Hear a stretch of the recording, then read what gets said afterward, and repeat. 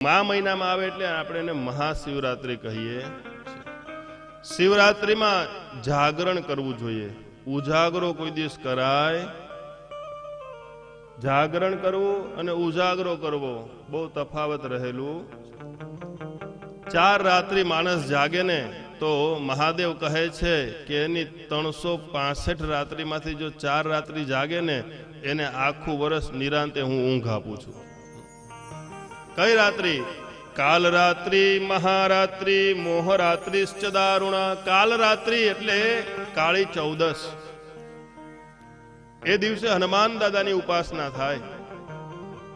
હનુમાન દાદાની ઉપાસના એક ભગવાનના સ્વરૂપની સામે બેસીને 100 વાર હનુમાન ચાલીસા ગાવી એને કહેવાય હનુમાન ચાલીસાની સિદ્ધિ. જો 112 પાઠ કરે કોઈ, 100 એટલે સત હો યહી સિદ્ધિ, એને સિદ્ધિ મળે છે. કાળી 14 ના હનુમાનજીનો દિવસ. કાલ રાત્રિ, મહારાત્રિ એટલે કે આપણી રાત્રિ, ભગવાન શિવની રાત્રિ. મોહરાત્રિ એટલે કે મોહનની રાત્રિ, એને કહેવાય જન્માષ્ટમી. અને દારુણાહા એટલે કે હોળી. હોળી જે આવે ને એ હોળીની રાત્રિ પણ પૂજા કરવા માટે છે. આખી હોળીની પ્રદક્ષિણા થાય, પૂજા થાય, યજ્ઞ આહુતિ થાય, એ ભસ્મ થાય, ભસ્મ ગ્રહણ ધારણ કરવામાં આવે. એનાથી કેટલાય પ્રકારના રોગોનો નાશ થાય છે. આ 4 રાત્રિ જે માણસ જાગે એને મહાદેવ કહે કે આખું વર્ષ ટેન્શન વગર ઊંઘ આવે, ગોળી લેવી પડે, શાંતિથી સૂવે, એને કોઈની ચિંતા ન રહી. આ 4 રાત્રિનું મહત્વ શિવ પુરાણ કહે છે કે માણસે શિવરાત્રિ અવશ્ય કરવી. અને આપણે, મને તો ગર્વ થાય કે અહીંયા 12 શિવરાત્રિ ઉજવવામાં આવે છે. 12 શિવરાત્રિની પ્રહર પૂજા થાય છે. ભાગ્યશાળી છે આ દુનિયામાં. બિપિનભાઈ હમણાં એમ કીધું કે હાજરી ઓછી છે. બિપિનભાઈ, હાજરી તો ભલે ઓછી હોય, હોજરી હારી હોવી જોઈએ. હોજરી, હા, માણસની હોજરી હારી હોવી જોઈએ. ક્વોન્ટિટી જોવામાં ન આવે, ક્વોલિટી જોવામાં આવે સાહેબ. હા, ભીડ તો મંદિરમાંય છે, ભીડ તો દવાખાનામાંય છે, ભીડ તો ક્યાં ભીડ નથી. ટ્રેનમાં બેહો તો ભીડ છે, પણ ભીડ ક્યાં હોવી જોઈએ? કોઈ બહુ કીધું કે આ ભિખારી ભીખ માગે છે મંદિરની દરવાજા આગે, ભીખ માગે છે, અને અંદર શેઠિયો ભીખ માગે છે. બે ભીખ જ માગે છે. શેઠિયો ભીખ માગે છે અંદર, અને ઓલો ભિખારી ભીખ માગે છે. પણ તફાવત એ છે કે ભિખારી માણસ પાસે ભીખ માગે છે અને શેઠિયો ભગવાન પાસે ભીખ માગે છે. તમે ભીખ કોની આગળ માગો છો? તમે હાથ કોની આગળ ફેલાવો છો? મહાદેવની આગળ હાથ ફેલાવો છો. હા, શિવરાત્રિ, મહારાત્રિ, મોહરાત્રિશ્ચ દારુણા. એ કોઈક નસીબવાળા જ લઈ જાય છે. અહીંયા તો સદાવ્રત ચાલે છે. આવીને મુક્તિ લઈ જાઓ, ભક્તિ લઈ જાઓ, પણ નસીબવાળા હોય લઈ જાય છે. અને બધા સંખ્યામાં આવે છે, સંખ્યાબંધ આવે છે. અને આ મંડપ બાંધવા, ધજા લગાડવી, આ બેનર બાંધવા, પત્રિકા બાંધવી, ફોટા પાડવા, કેટલું બધું. હું નામ બોલું તો મને કોકનું નામ રહી જાય કે બધાનું નામ મને ના આવડે. બાકી અમિતભાઈ, જિગ્નેશભાઈ, અપ્પુભાઈ, અમારા બિપિનભાઈ, મહેશભાઈ, આ બધા તમે દરરોજ પાછા આવો છો એ એનાથી વિશેષ છો.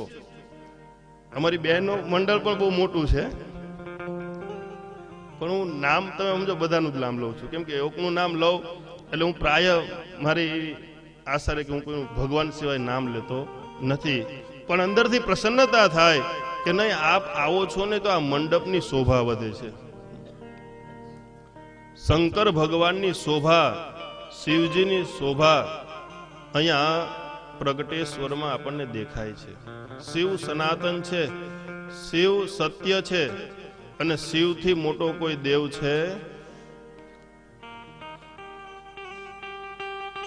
અને એ શિવ પુરાણમાં ભગવાને કીધું છે, યત ફલમ મમ પૂજાયામ વર્ષમેકમ નિરંતરમ તત્ફલમ લભતે સદ્ય શિવરાત્રો મદાર્ચનમ. 1 વર્ષનું પુણ્ય એક શિવરાત્રિમાં શિવજીની પૂજાનું છે. 4 પ્રહર ન કરો, 1 પ્રહર કરો. 1 પ્રહર ન કરો, ખાલી અંદર જઈને દીપદાન કરો. દીપદાન અવશ્ય કરવું. શિવરાત્રિના બને એટલા દીવા કરવા. 11 દીવા, 5 દીવા, 108 દીવા, 1008 દીવા, અથવા તો આપણી જેટલી ઉંમર થઈ હોય ને એટલા દીવા કરવા. 36 વર્ષના થયા હોય તો 36 દીવા કરો, 51 વર્ષ થયા હોય તો 51 દીવા કરો. આપણે ત્યાં દીવા ઓલવીને જન્મદિવસ નહીં બનાવવાનો, દીવા પ્રગટાવીને જન્મદિવસ બનાવવાનો. શિવાલયમાં દીવા કરવા જોઈએ. શિવની પૂજા ક્યારે કરવી? આદ્રા નક્ષત્ર હોય ત્યારે કરવી. સંહિતા યાની કે મકર સંક્રાંતિના દિવસે શિવની પૂજા. સંક્રાંતિ કેટલી આવે મહિના વર્ષમાં? તો કે એ પણ 12 સંક્રાંતિ. એ 12 સંક્રાંતિમાં શિવની પૂજા કરવી જોઈએ. ખાલી કોઈ દીવા ન કરો, પૂજા પાઠ ન કરો, પણ ખાલી શિવાલયની સામે મુખ રાખીને પગે લાગો ને તોય શિવરાત્રીનું ફળ મળે. શિવ જેવો કોઈ સસ્તો દેવ નહીં. હું મારી ભાષામાં કહું તો આપણા બજેટ પ્રમાણે ચાલનારો દેવ છે મહાદેવ. આપણા બજેટમાં આપણે જેટલું કરે એટલું. તમે સવારેથી નીકળો ઘરેથી અને હાથમાં તમારા જે પણ આવે ને ચડાવી દો, મહાદેવ પ્રસન્ન થઈ જાય. ઝાડવું આવે તો ઝાડવાના પાન લઈ લ્યો, બગીચો આવે તો ફૂલ લઈ લ્યો, પાણી મળતું તો પાણી ક્યાં આપણે ઘરેથી આવે? મંદિરમાંનું પાણી, એનો જ લોટો, એનું જ પાણી એના ઉપર ચડાવવાનું, પુણ્ય આપણને મળે. આનથી મોટો દેવ કયો તમને કહું? પત્રમ પુષ્પમ ફલમ તોયમ યો મે ભક્ત પ્રયચ્છતિ. આ દુનિયામાં એક જ એવો દેવ છે કે જેના ઉપર બધું ચડાવવામાં આવે છે, બાકી તો બધાને ધરાવવામાં આવે.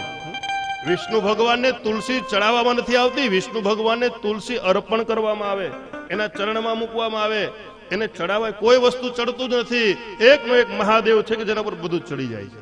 દૂધ ચડાવો, પંચામૃત ચડાવો, ધાન્ય ચડાવો, ફૂલ ચડાવો, ધારાભિષેક કરો, વસ્ત્ર ચડાવો, નૈવેદ્ય ચડાવો, અને માણસની આ ભસ્મ પણ ચડાવો તોય મહાદેવ હસતા હસતા પ્રસન્ન કરી લે. ચડાવવામાં તો એક જ મહાદેવ છે, બાકી કોઈને ચડતું